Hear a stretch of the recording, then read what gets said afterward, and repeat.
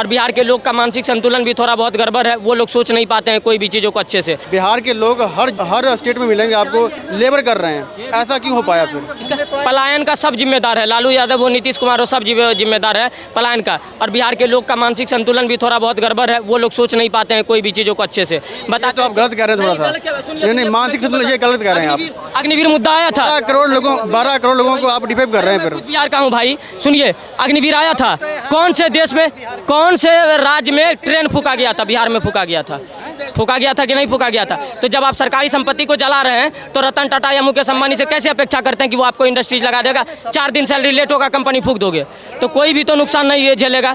तो इसके वजह से थोड़ा मानसिक संतुलन को मजबूत करना पड़ेगा। सारा कुछ ऑफर आ रहा है, इतना जबरदस्त तो पैकेज दे रहे हैं भारत बिहार को, और क्या दिक्कत है? भाई साहब, बिहार के लोगों का मानसिक संतुलन सही नहीं है। इनकी और बोलना चाहते हैं भैया, बहुत कमजोर कह रहे हैं, ठीक है कमजोर कह रहे हैं, अब कमजोर भी क्या वो भी दिक्कत है भाई। 12 करोड़ लोगों को आप कमजोर कह रहे हैं। हम ये सब बातों पे नहीं जानते। हम एक चीज़ और बोल रहे हैं, ठीक है, मोदी जी 13 करोड़ शौचालय बना दिए हैं, सही बात है, बनाए हैं, इसमें कोई नहीं है, इनको बनाना भी चाहिए। लेकिन अगर देश का पहला प्रधानमंत्री पंडित जवाहरलाल नेहरू आज़ादी के समय शौचालय बना के देने लगता तो दुनिया हम पे हंसती। क्यों हंसती? क्योंकि हमारे पास उस समय खाने के लिए अनाज नहीं था, अनाज ही नहीं था। जब हम भरपेट खा ही नहीं रहे तो हगने कहाँ जाएंगे? पहले खाना जरूरी है, उसके बाद में शौचालय जरूरी है। तो पहला प्रधानमंत्री क्या कर रहा था? भाखड़ा नंगल डैम बना रहा था, हीराकुंड डैम बना रहा था, तो कहीं कुछ बना, कारखाने बनाए थे, फैक्ट्री बनाए थे, इस्पात संयंत्र भरते। उनका काम उन्होंने किया और अब का काम प्रधानमंत्री मोदी जी कर रहे हैं। अब हम क्रमिक विकास में आगे बढ़ गए ना, अब हम भरपेट खा रहे हैं तो भरपेट हगना भी है, तो उसके लिए शौचालय भी चाहिए। लेकिन अब यही काम, अगर काम तो हुआ फिर काम हमने कब बोला कि नहीं काम किए? देश का कोई भी प्रधानमंत्री अपना 5 साल ऐसे खराब तो नहीं करता, वो रहता है तो काम करता ही, कोई ज़्यादा किया कोई कम किया, लेकिन कोई भी प्रधानमंत्री देश का खराब नहीं है। आप ये नहीं बोल सकते कि उसने खराब किया, उसने, हाँ किसी के डिसीजन गलत हो सकता है, किसी के कुछ गलत। आपसे पहले बात हुई तो आपने ये कहा था कि बिहार के अंदर में 25 में जो बदलाव आएगा, आपको क्या लगता है? बिल्कुल नहीं लगता है ऐसा। एनडीए की सरकार बिहार में चल रही है, एनडीए की सरकार में बिहार में बहुत कुछ काम हुआ है। भाई बोले कि ये पंडित जवाहरलाल नेहरू पे गए थे, तो हम जरा 2010 में मनमोहन सिंह पे भी लेके जाएंगे कि जब मनमोहन 2010 देश में ये क्या कहते हैं कि खादान में अनाज सड़ रहा था, तो उच्च न्यायालय सुप्रीम कोर्ट का ये है हलफनामा है, आप जाकर के देख लीजिएगा। वहाँ पे सुप्रीम कोर्ट बोला था कि जितना अनाज गोदाम में पड़ा हुआ है उतना अनाज अगर गरीब में बांटा जाएगा तो देश में 4 करोड़ लोगों का 6 महीने तक राशन मिल सकता है। लेकिन मनमोहन सिंह क्या बोले थे वहाँ पे, किन के इशारे पे? कि सुप्रीम उच्च न्यायालय अपना काम करे, देश की सरकार अपना काम करेगी। जरा बताइए ये बात, मैं बिना फैक्ट वाला बोल रहा हूँ कि फैक्ट वाला बोल रहा हूँ? खाद्य सुरक्षा बिल है, किसने लाया था? मनमोहन सिंह के टाइम में आया था, ठीक है, आप पढ़े लिखे होंगे तो जानते होंगे, ठीक है। और दूसरी बात, ये जो बोल रहे फ्री में पहले फ्री में मिलता था, लेकिन 1-2 रुपये किलो मिलता था। पीडीएस सिस्टम में सबको मिलता था, हमें भी मिलता था, किरोसिन तेल मिल जाता था, अनाज मिलता था, तो सबको मिलता था। ये आज पहली बार थोड़ी ना मिल रहा है, एक ही क्या फ्री में मिल रहा, लेकिन पहले 1-2 रुपये लेके देते थे तो वो भी ठीक था।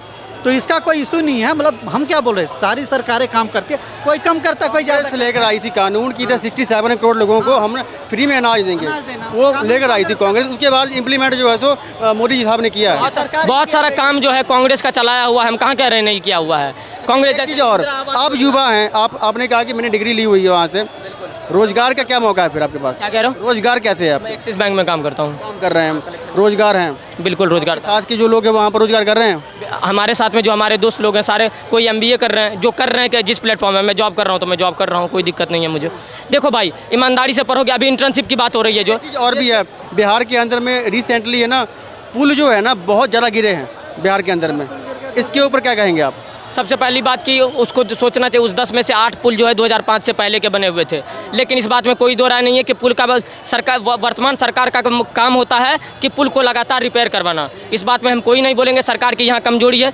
जहाँ सरकार की कमजोरी होगी वहाँ निष्पक्ष होकर के सरकार से सवाल करेंगे, क्योंकि सरकार हमको खाने नहीं दे रहा है। मैं फॉरवर्ड से आता हूँ ना, तो मेरे घर में ये वो डिजिटल प्रधानमंत्री का कोई सेवा नहीं मिला हुआ है। तो हम तो बस इसीलिए करते हैं कि यहाँ मोदी जी जब से आए हैं, सबका साथ, सबका विकास, सबका विश्वास, सबके प्रयास से हो रहा है।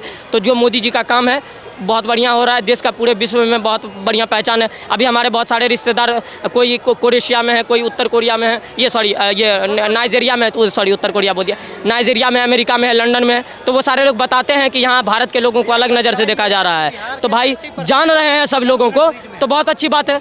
तो यही चाहिए ना, हमें क्या चाहिए? हमारे देश का नाम होना चाहिए, हमें तो यही चाहिए बस। बाप दादा के साथ में आपके क्या हुआ है पता है आपको? तुम्हारे साथ में जो बता दिया वो सही है?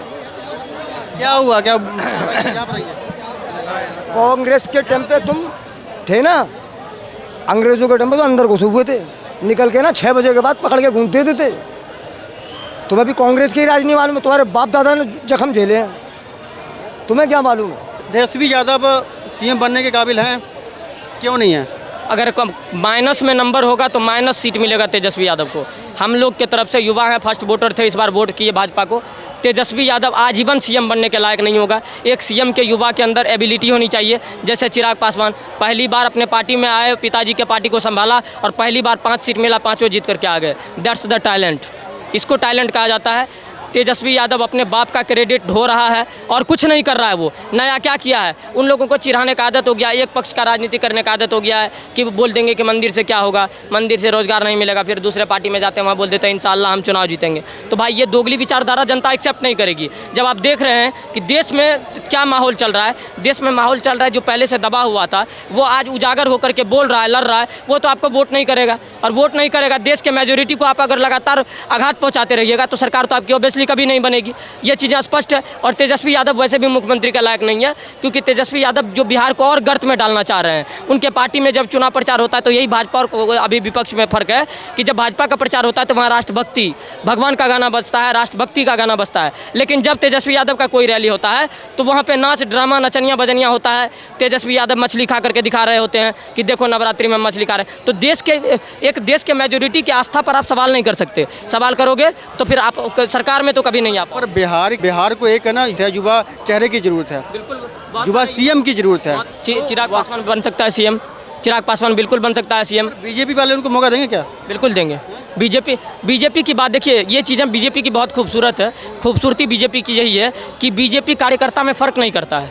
बीजेपी मोहन यादव जैसे लोग पीछे नाम चल रहा था कभी मुख्यमंत्री के रेस में, भजन लाल शर्मा का नाम चल रहा था चीफ मिनिस्टर ऑफ राजस्थान। वो तो उनकी पार्टी के हैं ना, छत्तीसगढ़ का पर वो तो उनकी पार्टी के हैं। यहाँ पर कोalition है, कोई दिक्कत नहीं है। गठबंधन जब आएगी, सहमति आएगी तो मंत्री पद मिला नायडू जी को कि नहीं मिला, मंत्री पद मिला ललन सिंह जी को कि नहीं मिला। तो जब सहमति मिलेगी, सरकार ऐसी बनेगी तो सबको मौका मिलेगा। ऐसा बात नहीं कि हो सकता है चिराग पासवान को 30 सीट पर विधानसभा का चुनाव लड़ा है, 30 में से 25, 26, 27 जीत जाए तो ऑब्वियसली कि मुख्यमंत्री के दावेदार हो जाएंगे, ऐसा कोई बात तो नहीं है कि नहीं होंगे।